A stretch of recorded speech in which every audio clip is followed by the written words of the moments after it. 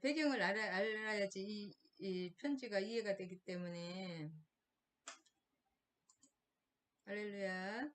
자, 고린도 후서는 첫 세 단락으로 나눌 수 있는 1장에서 7장, 바울과 교회의 화해 과정이고, 8장에서 9장, 이제 구제 헌금을 족촉하는 내용이고, 10장에서 13장은 바울의 그 사도권을 회복하는, 그 사도권을 계속 이렇게, 뭐랄까, 자랑한다 그럴까요? 나는 하나님, 예수님도 만났고, 뭐, 삼층천에도 올라갔고, 막, 그렇게, 사도권을 변호하는 마지막, 이고, 이 당시, 고린도 교회는, 수많은 성전들이 있어서, 신전들이 있어서, 특별히 지금 우리, 아프로디테 신전이 대표적이라고 합니다. 비너스라고 했죠. 비너스라고 쓰는 게 낫겠다. 비너스 신전, 우리가 잘 아는 그 비너스 신전이 여기 고린도에 있었고, 또 그 외에도 아폴론 신전, 수많은 신전이 있었습니다. 이 당시 그리스 로마령에서는 뭐만 쓰신데, 돈이 많고 조금 돈만 있으면 이렇게 신전을 세웠습니다. 그 신전을 세우면서 신전 창기들이 1000명 이상 신전 창기들 있었기 때문에 이 신전이 있는 영적 음란은 육적 음란과 같이 맞물립니다. 신전 창기들이 음란의 영업을 했습니다. 밤이면 내려와서. 그래서 말도 못하는 그 음란한 그 도시였다. 창기들이 1000명 이상이었다. 네, 60만의 인구 중에서 1000명 이상의 창기면 엄청나죠. 60만 인구. 그런 좀 독특한 지역이었고, 그 다음 이 지역이 굉장히 여기 뭡니까? 펠로폰네스 반도와 그리스 본토를 연결하는 아주 특이한 곳이었습니다.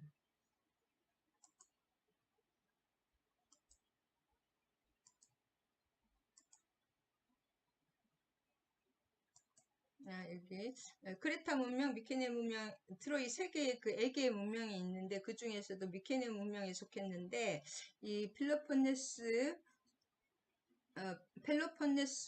요 반도와 그리스 본토를 연결하는 아주 여기 가운데 이렇게 해역 지대라고 굉장히 뭐랄까 특별한 지대였습니다. 여기.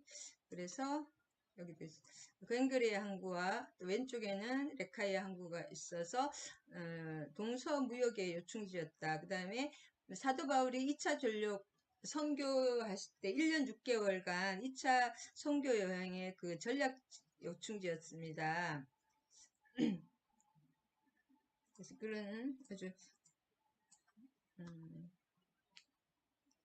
그런 아주 좀 특이하고 근데 이 선교 전략적으로는 굉장히 전략 도시가 될 수 있는 곳이었습니다. 그 다음에 그때도 바꿔주네요. 그리고 고린도 운하가 지금도 운행이 되고 있는데 세계에서 가장 오래된 3대 운하 중에 하나인 고린도 운하가 있었고 굉장이 발달했다고 합니다. 이 당시에는 이 고린도 운하로 인해서 자갈길을 깔다 보니까 전철이 아니라 기찻길을 발명하게 됐다고 합니다. 그 다음에 이 사도 바울이 이 고린도 전서를 쓸 때는 에베소에 머물렀고, 여기에서 이제 이쪽 쭉 마케도니아 지역으로 이미 떠났고 마케도니아 지역에 있을 때 고린도 후서를 썼다고 합니다. 다시 한번 요약하면 고린도 후서의 기록 목적은 고린도 전서를 쓰고 유대인 그리스도인들이 율법주의인 유대 그리스도인들이 고린도 교회를 방문해서 사도 바울의 사도권을 부정하고 이런 복음들을 다 이렇게 거부하고 사도 바울이 사기꾼이고 하여튼 사기꾼이고 이 복음도 잘못됐다고 계속 그 사람들이 그 슈퍼 사도들이 거짓 선지자들이 이 교회를 장악해가지고 있는 때였기 때문에 고린도 전서를 거부했습니다. 딱 그 시기와 맞물려서 그 다음에 눈물의 편지를 디도를 통해서 보냈습니다. 직접 가면 오히려 서로 상처가 되고 또 뭐랄까 신기가 하면 사도 바울도 성격도 무섭잖아요. 그래서 또 이 교인들에게 상처가 되고 그들에게 또 오히려 이렇게 복음을 뺏는 하여튼 그 고린도 교인들을 너무 사랑하기 때문에 직접 가지 않고 디도를 통해서 눈물의 편지를 보냈는데 그 눈물의 편지가 보고 이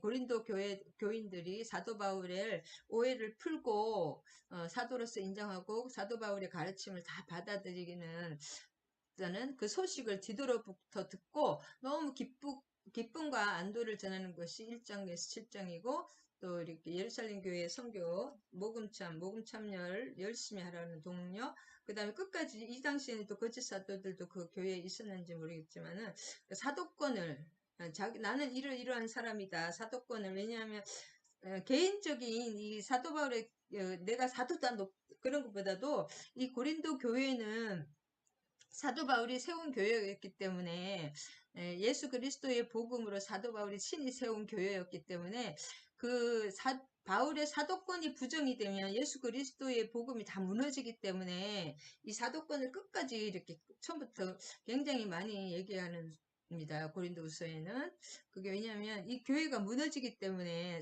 그 사도권이 무너지면 메신저가 잘못되면 메시지가 잘못되는 거 인정을 안 하는 거잖아요. 전하는 사람 자체가 잘못되면 전한 메시지가 다 무시가 되기 때문에 열심히 이렇게 사도권을 보호하고 있습니다.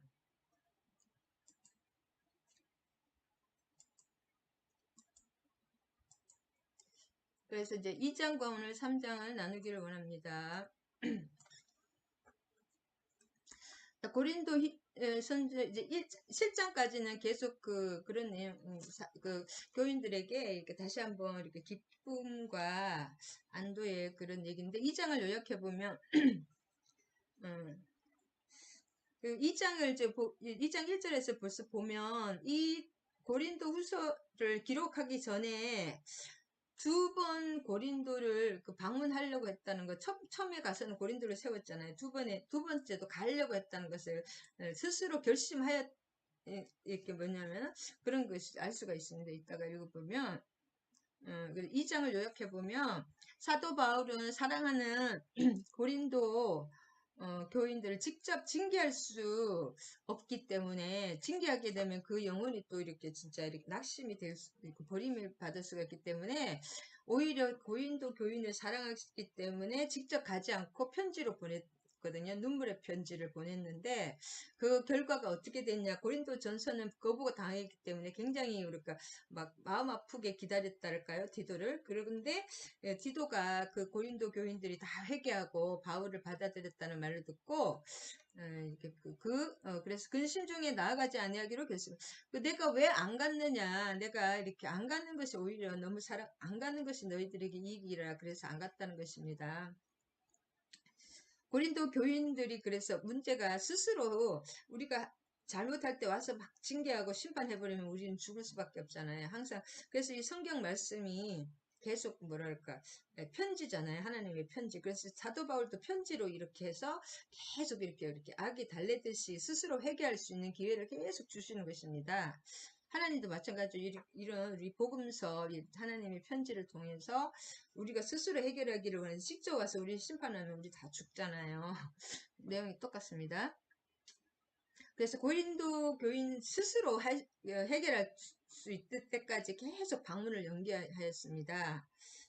그래서 한편 그것도 이제 성령님의 깨달음이시겠죠. 사도 바울은 그냥 하는 법이 아니니까. 복음 전도자를 향기로 그리스도의 향기로 비유한 대목은 바울 그 당시에 그 여러 가지 역사상 그 로마의 그런 황제 그런 할 때 그런 것인데 그래서 그리스도의 향기. 그래서 우리가 그리스도의 향기가 된다는 것입니다. 그 내용이 2장 내용입니다. 그래서 내가 다시는 너희에게 근심 중에 나아가지 아니하기로 결심한. 근데 근심 중에 한번 근심 중에 나아가려고 했다가 편지로 했다는 것입니다.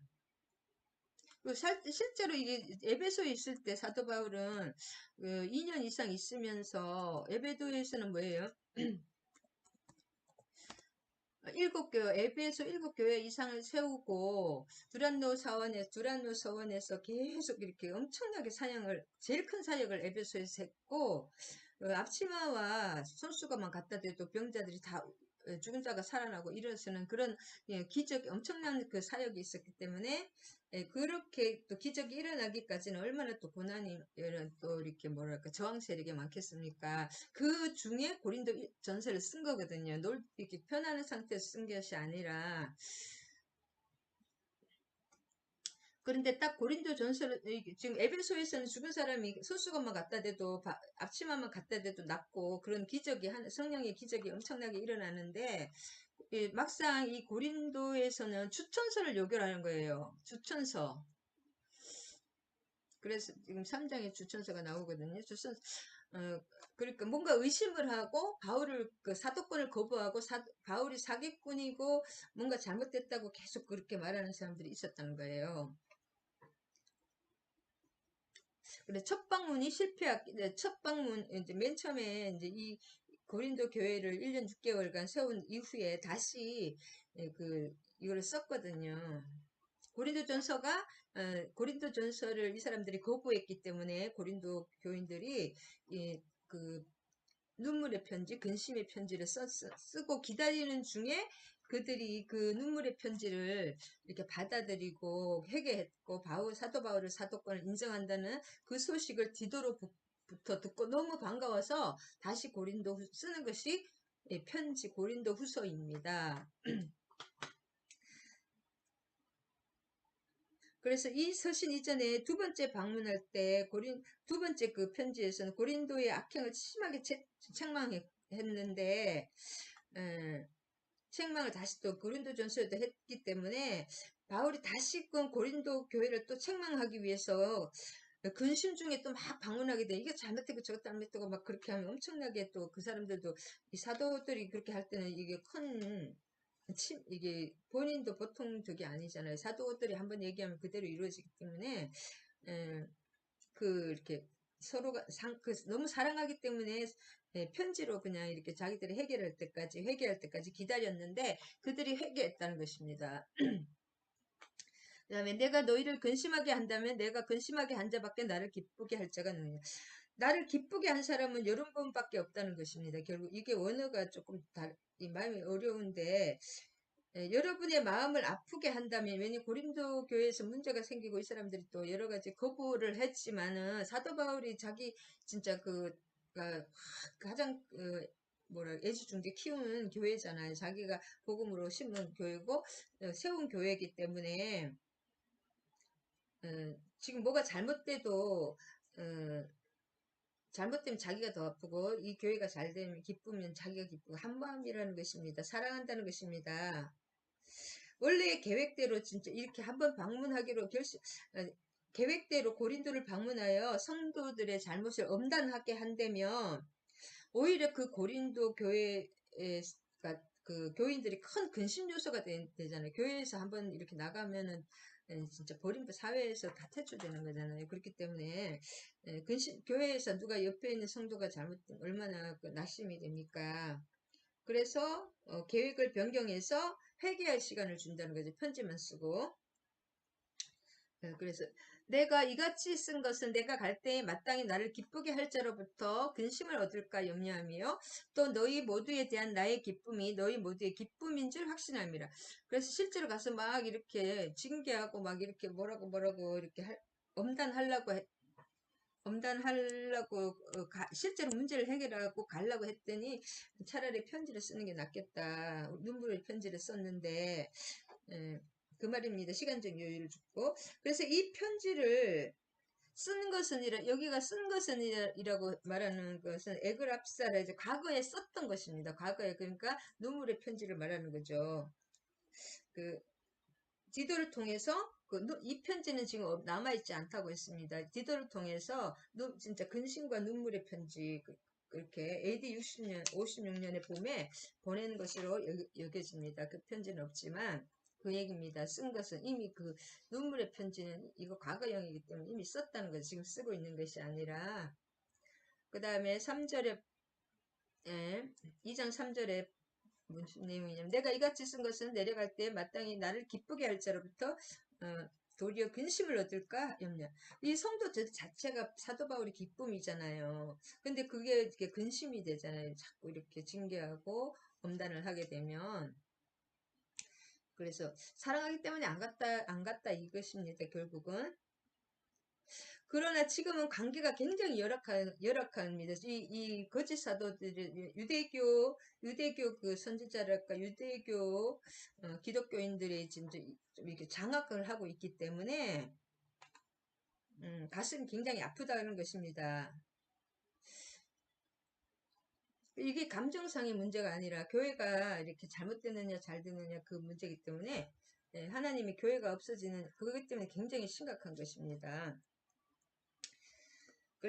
그래서 방문 계획을 취소하고 1장 15장 16절에 나오는데 방문 계획을 취소하고 대신 디도편에 아까도 눈물의 편지를 보냄으로써 회개의 기회를 주고자 했다. 계속 그 내용인데 그래서 내가 마음의 눌림과 걱정이 있어서 많은 눈물로 너희에게 썼노니 이는 너희로 근심하게 하려 한 것이 아니요 오직 내가 너희를 향하여 넘치는 사랑이 있음을 너희로 알게 하려 함이라.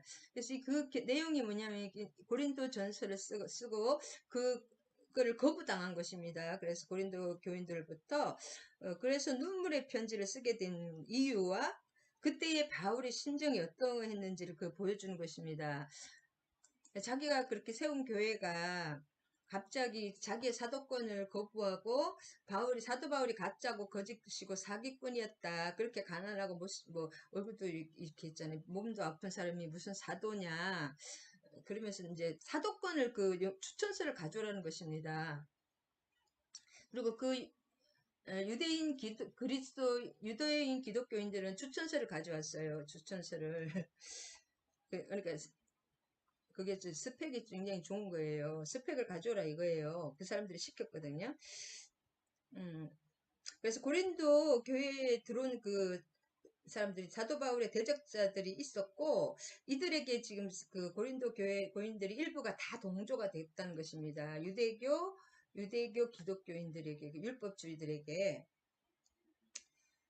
그래서 각 눈물의 편지를 쓰거나 눈물로 호소하는 그것이 굉장히 좋습니다. 사도 바울은 이런 것을 부끄럽게 여기지 않고 오히려 자랑으로 여긴 게 왜냐하면 이 당시에 스토아 학파나 이런 에피쿠로스 학파, 특별히 스토아 학파들은 그 사람들 눈물을 흘리는 것은 안 된다 그렇게 말했거든요. 사람이.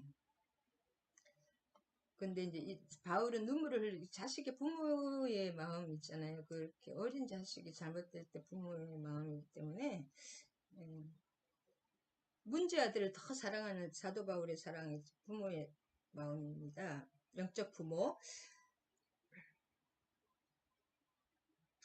그래서 7장 9절에 나중에 보면 자기들의 잘못에도 불구하고 더 변함없이 사랑하는 하는 사도 바울의 그 편지를 받고 고린도인들은 양심의 가책을 받아서 회개하기에 이르렀다고 합니다. 7장 9절에 보면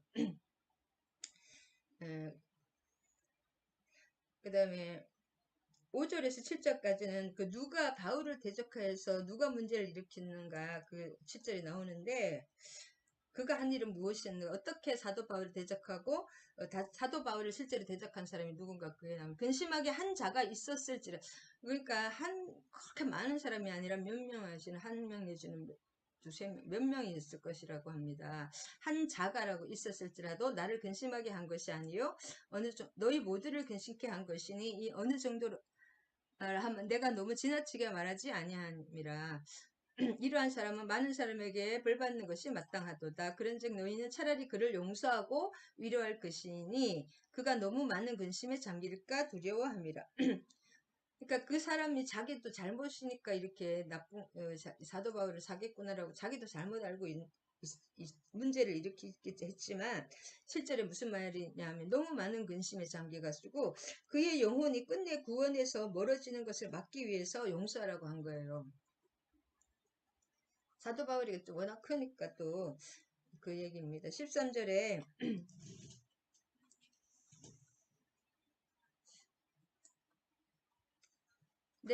내가 내 형제 디도를 만나지 못함으로 내 심령이 편하지 못하여 그들을 작별하고 마게도냐로 갔노라.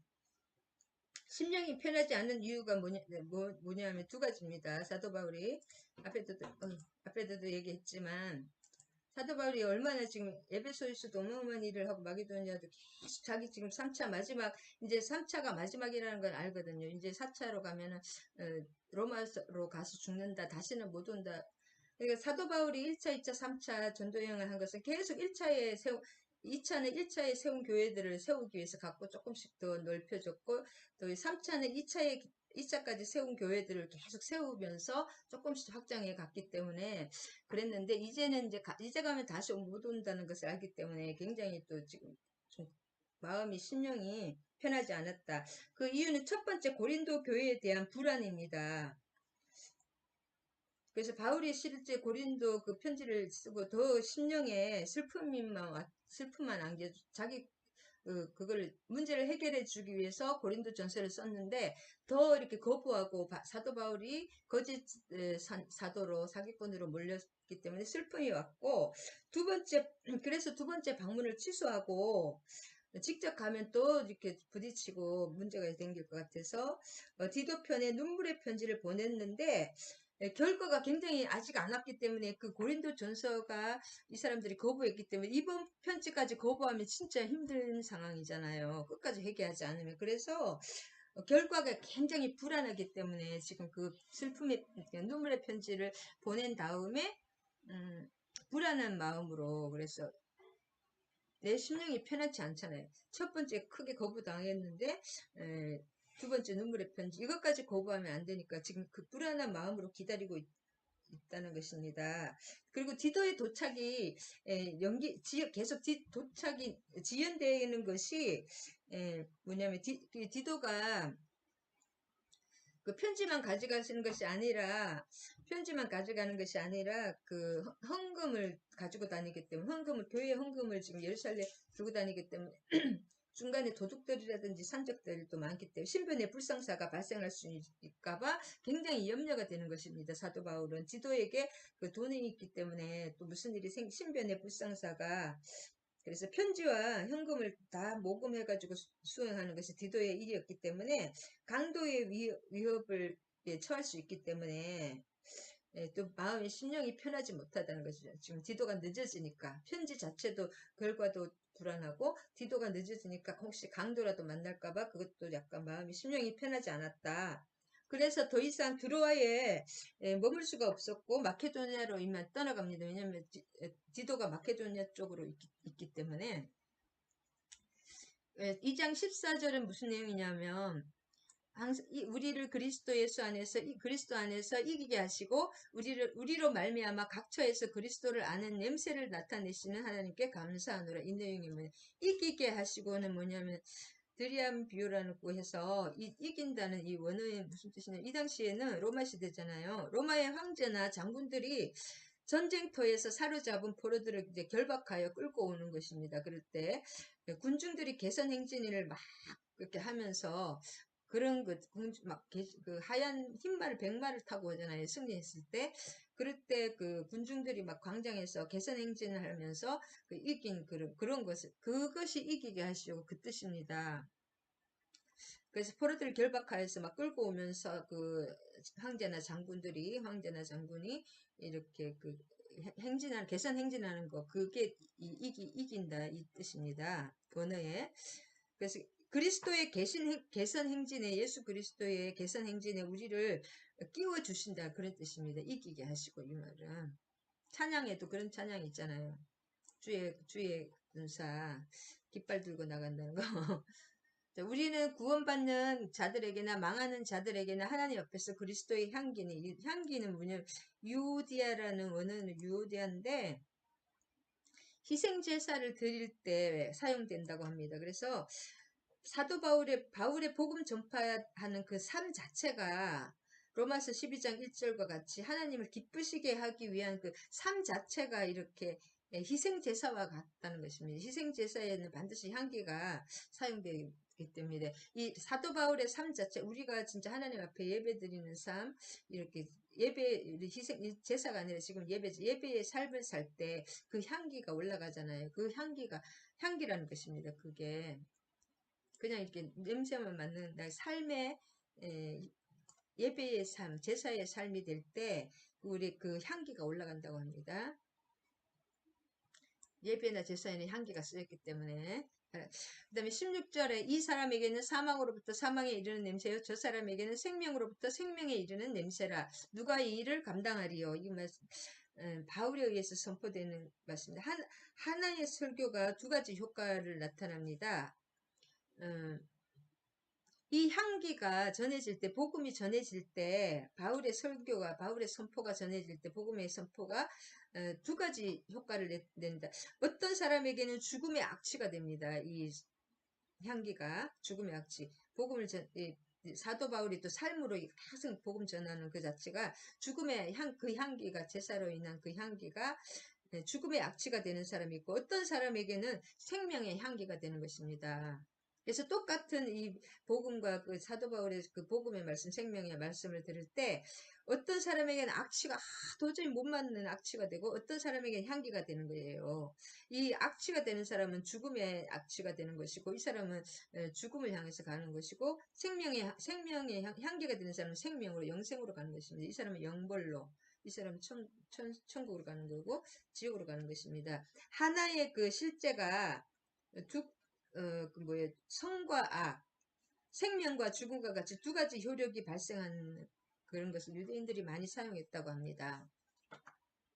17절, 우리가 수많은 사람들처럼 하나님의 말씀을 혼잡하게 하지 아니하고 곧 순전함으로 하나님께 받은 것 같이 하나님 앞에서와 그리스도 안에서 말하노라. 순전함으로 말하노라. 말씀을 혼잡하게 한다는 거죠. 이게 혼잡하게 원어의 뜻이 뭐냐면은, 과일을 팔 때 밑에는 조그맣게 못 쓰는 거 놔두고 위에만 좋은 거를 이렇게 큰 거 보통 그렇잖아요. 어떨 때 사과가 커서 밑에는 조그매. 그런 것처럼 과일이 좋은 것을 메뉴에 놓아서 전체가 좋은 것이냐 판매하는 그런 뜻입니다. 이게 혼잡하는 것이. 그런 뜻이고, 또 무슨 뜻이냐면, 포도주의 원액이 좋은 건데, 거기다가 돈을 벌기 위해서 물을 타가지고, 그 질 낮은 포도주를 막 그렇게 하면, 물을 타고 막 그렇게 하면 어떻게 돼요? 가짜를 막 섞으면 돈을 많이 과도한 이익을 얻는 행위, 그것을 이렇게 혼잡한 행위라고 합니다. 속여서 이렇게 과도한 이익을 얻는 거, 속여서 이익을 얻는 거. 지금 거짓 사도들이 이 사람들이 돈을 계속 요구를 했거든요. 막 스펙도 좋고 외모도 엄청 좋고 막 성경도 막 잘잘 외우잖아요. 이 사람들은, 유대인들은. 그래가지고 바리새인들은 그래가지고 거짓 사도들이 하나님의 말씀을 상품으로 팔아서 자신들의 이익을 추구하며 그 말씀을 형편없는 것으로 만드는 그 행위를 말하는 것이, 포도주에다가 막 물을 타고 그런 것, 그 얘기입니다. 순전함으로 말하노라. 이것은 거짓 사도들과 극명하게 대조되는 사도 바울의 복음 전파의 자세를 말하는 것이, 이게 그래서 대조법입니다. 거짓 사도들은 이렇게 막 가짜를 밑에 진짜 그럴듯하게 위에 막 멋지게 해놓고 밑에 가짜를 팔고 실제로 돈을 많이 요구했거든요. 근데 이 사도 바울은 이렇게 진실한 복음 전파를 하고 있다. 그것을 얘기하고 있습니다. 자, 3장 그리스도의 편지가, 제목이 그리스도의 편지, 새 언약의 일꾼 이런 뜻으로 잡았는데, 3장은 무슨 내용이냐면, 고린도후서 3장을 요약해보면, 당시 고린도 교인 중에서 일부는 그 추천장이 없는, 사도 바울이 무슨 추천장이 있습니까? 사도 바울이 자체가 교회를 세웠는데, 추천장이 없는 그 사도 바울을 인정하려 하지 않았습니다. 그래서 이에 바울은 자신의 복음의 열매, 사도, 이 교회가 아무나 쓰는 게 아니잖아요. 예수 그리스도께서 세우신, 하나님이 세우지 않으면 교회는 사람이 하는 게 아니잖아요. 이 사람들이 또 고린도라는 지역 자체는 교회가 설 수 없는 매운꿀이거든요. 매운꿀. 그런데, 추천서를 가져오라는 거예요. 사도 바울에게. 추천서가 바로 너희들이 나의 추천서다. 나의 열매고 추천서다. 그렇게 말하는 거고, 그, 그 자신의 그 사도 바울의 사도직을 옛 언약과 그 율법과 새 언약과 옛 언약 계속 비교하면서 예수 그리스도의 십자가와 부활을 믿는 그 성령의 사역과 여기 율법, 그 모세의 율법, 그것을 묻는 구약의 그것을 계속 비교를 통해서 확증하는 것입니다. 그러나 고린도 교인들은 구약의 그게 혹한 구약의 그 너무나 막 그 달콤하게 구약에 막 잘잘잘 말씀이 이 당시에 신약이 없었거든요. 신약이 지금 그리고 이게 신약이 완성되어 가는 과정이고 기독교가 가독이었다. 기독교가 이제 서서히 이렇게 정립되어 가는 과정이었기 때문에 유대교에서 기독교로 이렇게 바뀌어 이양된다 그럴까요? 그렇게 바뀌어가는 과정이기 때문에 기독교에서 대해서 잘 모르는 거죠. 사도 바울이 처음이니까. 그래서 이 고린도 교인들은 구약의 율법 사상에 막 너무 좋아가지고 거기다 완전히 묶여버린 거야. 이거 하지 말라고 이게 딱딱딱딱 떨어지잖아요. 그래서 너무 묶여가지고 사도 바울 것을 이해하지를 못했습니다. 그래서 이렇게 얘기할 수밖에 편지를 계속 쓸 수밖에 없는 거예요. 그 옛 언약과 새 언약을 우리가 자천하기를 시작하나 우리가 어떤 사람처럼 추천서를 너에게 붙이거나 혹은 너에게 받거나 그러니까 사도 바울에게 이렇게 우리가 당신을 믿을 수 있는 추천서를 달라는 거예요. 이 사람들도 사도 바울에게 계속 편지를 보냈거든요. 그 편지에 또 사도 바울이 대답했는데 추천서를 계속 달라는 거예요. 추천서가 어디 있습니까? 사도 바울이 눈에 보이지 않는 하나님. 그러니까 눈에 보이는 것과 옛 언약, 눈에 보이지 않는 것은 옛 언약은 눈에 보이고 새 언약은 눈에 보이지 성령의 역사다. 그래서 2절에는 너가 우리의 편지라. 그러니까 편지라는 것은 뭐예요? 추천서나 편지라는 것은 그 쓴 사람의 의도가 있다는 거죠. 쓴 사람의 의도. 그 편지는 뭐예요? 나를 대신하는 거. 내가 누구에게 막 이렇게 내 말을 대신하는 거, 나를 대신하는 것이 편지잖아요. 그래서 가려가지 않고 계속 나의 사신, 나의 사신이잖아요. 편지는. 하나님의 사신이고, 이 성경 말씀은 그런 것처럼, 어, 하나님 직접 오시면 심판하시지만 우리를 계속 회개하기를 원하는 게 이 하나님의 편지인데, 실제로 추천서를 계속 요구하는 것이에요. 그래서 이 당시 그 슈퍼 사도들이라는 게 엄청난 율법주의자들, 유대 기독교인들이 사도 바울이 사기꾼이고 가짜고 미치광이다. 그리고 사도권을 증거해봐라. 추천서를 막 보내라. 이렇게 눈에 보이는 어떤 것을 계속, 율법과 형식주의 이런 것들이 눈에 보이는 그런 것을 계속 요구를 했기 때문에 내가 사도 바울이 복음으로 세운 교회 너희들이 나의 열매다 그런 거예요. 결국은 고린도 교회가 어리기 때문에 현혹된 거잖아요. 고린도 교회를 왜냐하면 이렇게 사도권을 계속 완벽하게 증언해 내야지 이 교회가 존속이 되는 거잖아요. 그러면 사도 바울이 사도가 아니면은 이 복음도 다 가짜고 교회도 가짜가 되기 때문에 이 사도권이 중요한 것입니다. 메신저가 예수님이 말씀하신 게 말씀이니까 이거지 사기꾼이 이걸 썼다면 이것은 사기잖아요. 그런 것처럼 메신저가 더 중요한 하나님이 쓰신 거기 때문에 하나님의 말씀이 중요한 거지 사람이 썼다면 쓴 메신저가 더 중요하거든요. 그래서 계속 사도권을 주장하는 것입니다. 너희가 우리의 편지라 우리의 마음에 썼고 무사람이 알고 읽는 바라. 이 당시 지금 이 편지 쓸 때 사도 바울은 얼마나 죽은 자가 살아나고 막 그런 기적이 얼마나 많았습니까? 교회가 막 어마어마하게 세워지고 이 사람들은 그걸 못 봤거든요. 그리고 이런 것들 먹으로 쓴 편지는 변하지만 그리스도의 영으로 쓴 편지는 변치 않습니다. 옛 언약은 변하지 이렇게 눈에 보이는 것들이 이것들은 지나가는 거고 보이지 않는 것은 영원한다는 것입니다. 그리고 영은 자유함이 있다. 너희는 우리로 말미암아 나타난 그리스도의 편지니. 그리스도가 이렇게 뭐 본인을 표현한 것이잖아요. 이 사람들이. 이는 먹으로 쓴 것이 아니요 오직 살아계신 하나님의 영으로 쓴 것이며 또 돌판에 쓴 것이 아니요 오직 육의 마음판에 쓴 것이다. 그래서 이 지금 율법주의자들은 모세의 율법이니까 눈에 보이는 그것을 형식주의잖아요. 율법주의 형식주의들은 이렇게 돌판에 또 모세의 율법을 쓰고 모세오경이 지금 있었기 때문에 지금 신약 성서는 또 완성이 안 됐기 때문에 이 성령으로 마음판에 살아계신 이 자유함의 성령으로 마음판에 쓴다는 것이 이게 왜냐하면 성경이 없기 때문에 이 당시는 그리고 눈에 보이는 이것이 외적인 것이 아니라 내적인 것이잖아요. 하나님 나라는 마음에서부터 오기 때문에 그래서 우리가 그리스도로 말미암아 하나님을 향한 이 같은 확신이 있으니 그리스도로 말미암아 세운 교회잖아요. 그리스도로 말미암아 그리스도께서 원인이 되어서 세우셨고 하나님의 향한 확신이 있다. 이것은 무슨 말이냐면 사람의 확신은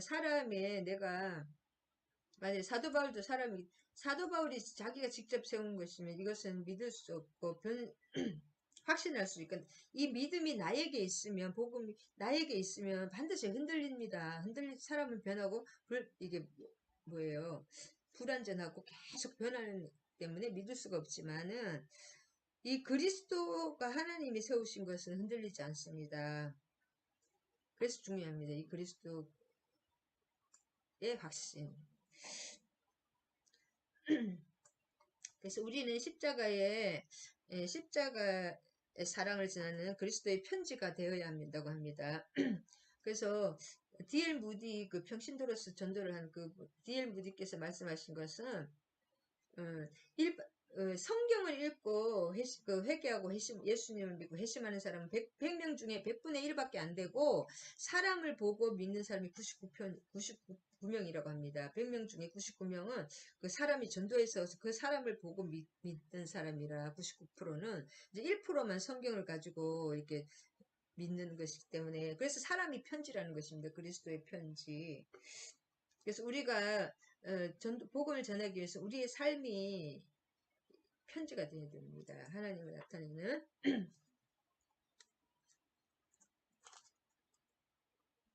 그래서 4장까지만 간단하게 하고 빨리 4장까지 하고 끝내겠습니다. 지금 4장을 요약해보면 질그릇에 담긴 보배배 우리가 질그릇에 담긴 보배 우리 성령이 우리 안에 마음 안에 계시잖아요. 그것이 중요한 것입니다. 바깥에 막 이렇게 쓴 거 십계명 그것도 중요하지만 실제로 살아계시니까 이게 10계명보다 3계명이 중요하다. 4장을 요약해보면 사도된 자의 그 자세에 대한 기록입니다. 왜 거짓 사도들이 있기 때문에 계속 사도권을 주장할 수밖에 없습니다. 이 사도권이 무너지면 사도 바울은 아무 상관없어요. 솔직히 사도 바울은 지금 여기에 와도 근데 그 사도 바울이 복음으로 세운 교회이기 때문에 사도 바울의 사도권이 무너지면 복음이 무너지고 예수님이 무너지고 교회가 무너지는 것입니다. 완전히 무슨 구약으로 돌아가는 것이 여기 이 사람들이 이 교회를 막 완전히 이상하게 데려가는 거죠. 거짓 사도들이 교회를 차지하기 때문에 계속 사도권을 주장할 수밖에 없다. 그래서 사도된 자의 자세, 그 다음에 이 중에서 복음 전파의 핵심 내용이 그리스도가 되어야 된다는 것이고, 복음 전파자는 모든 사람의 종이 되어야 된다는 거예요. 이 사람들은 위에서 막 이렇게 꽝꽝 눌러요. 뭐랄까. 이렇게 하라, 저렇게. 뭔가 사람들 꽝꽝 묶여 있거든요. 율법에. 이렇게 하라, 저렇게 하라. 율법에 묶여 있는데, 그리스도의 진리를 알지니 진리가 너희를 자유케 하는 것입니다. 하나님의 성령은. 그리고 사람의 종이 되어야 돼. 예수님이 우리의 하나님으로서 하나님의 아들로서 우리의 종이 되셨잖아요. 발을 씻기고 십자가에 종 중에 가장 낮은 종이 되셨듯이 그렇게 돼야 된다는 것입니다. 우리도. 전도 사역의 그 대철칙입니다. 종이 되어야지 야 이렇게 저렇게 막 이렇게 하면 절대로 안 되는 것입니다. 그래서 질그릇의 비유 7절에서 18절 질그릇의 비유하는 것은 그 인간의 연약성과 복음의 능력을 대조시킨 질그릇은 언제든지 깨질 수 있고 그 복음의 그 뭐랄까 서로 복음의 그 능력, 엄청난 능력, 그 보석 같은 능력을 대조하는 것, 질그릇과 복음을 대조하는 것입니다.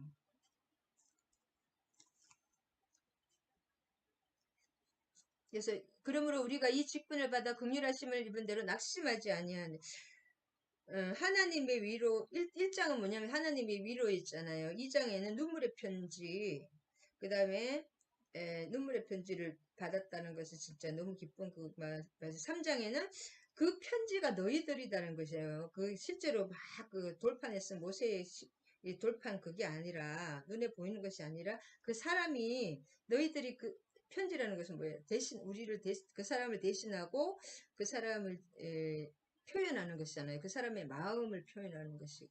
그 너희들이 그 편지다. 그리스도의 편지가 되어야 된다.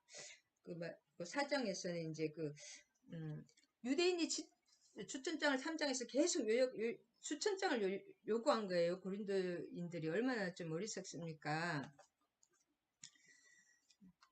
7절에 보면,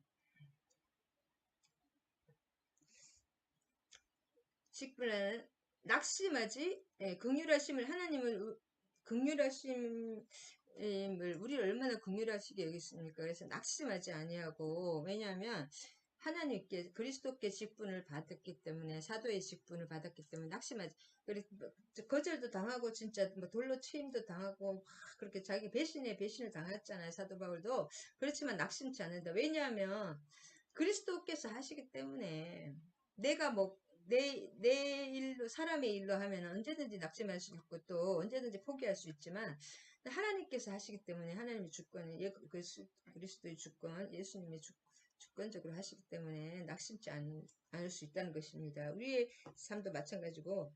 그 다음에 자꾸 이 사람들이 3장에서 추천서를 요구한 거예요. 그 슈퍼 사도들, 거짓 사도들의 말대로. 그 사람들은 엄청난 추천서를 가져왔나 봐요. 스펙을 내놔봐라. 사도 바울에게 진짜 이렇게 말하는 너무 좀 말이 안 되는 말이지 않아요?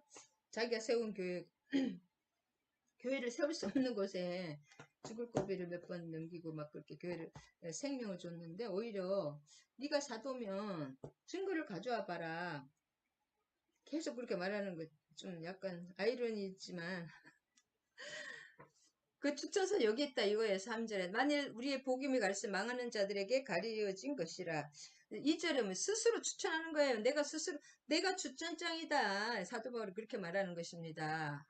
그리고 엄청난 또 하나님께서 기적과 이사를 주셔서 그 말씀을 증거하시잖아요. 말씀을 또 이렇게 증거해주고, 말씀이 더 이렇게 사람들이 선교 현장에서는 기적을 하나님이 많이 주십니다. 그냥 이렇게 믿을 수가 없기 때문에. 하나님 앞에서 스스로 추천하느라 실제로 이렇게 사도 바울은 엄청난 일이 또 많이 있었어요.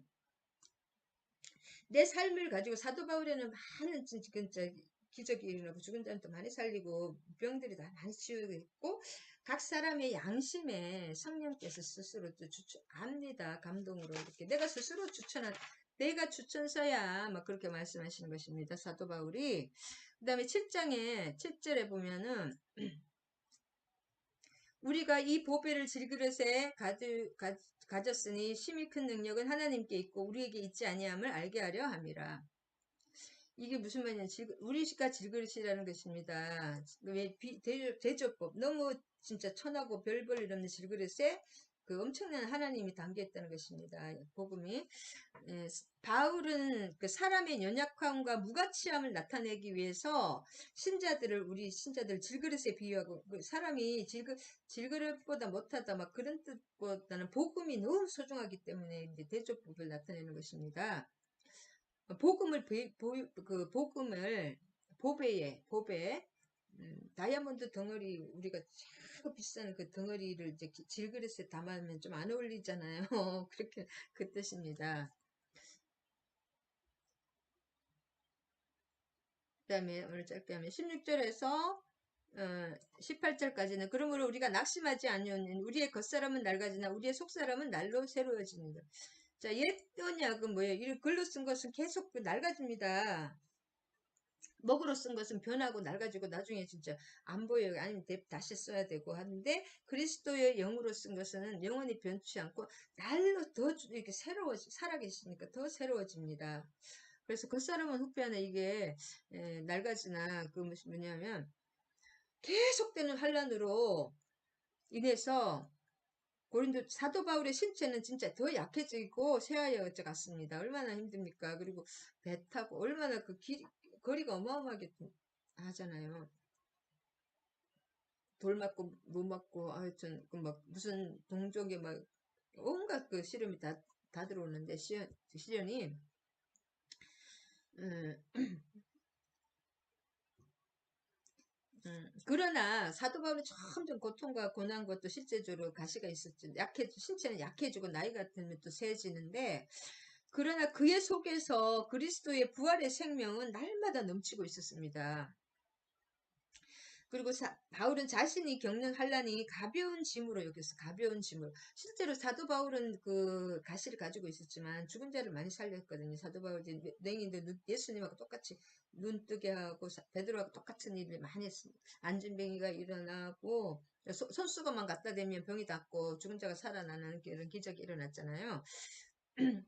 그래서 왜냐하면 이는 환란이 가볍다. 하나님 죽은 자가 눈이 뻔히 일어나는 것을 계속 많이 보기 때문에 기적으로 그 사도 바울은 보이는 그 환란만을 바라보지 않고 그 환란으로 인해서 그가 장래에 누리게 될 눈에 보이지 않는 그 영광을 바라보았기 때문입니다. 그래서 이 예언의 영이랄까, 뭐 선지자의 영이 이렇게 성경을 쓰시는 분이 있고 안 쓰신 분이 있잖아요. 이게 지금 이 선지자 중에서도 이 성경에 나오는 사람들 성경을 쓴 이름 대충 다 쓴 사람이 많은데 안 쓴 사람도 많잖아요.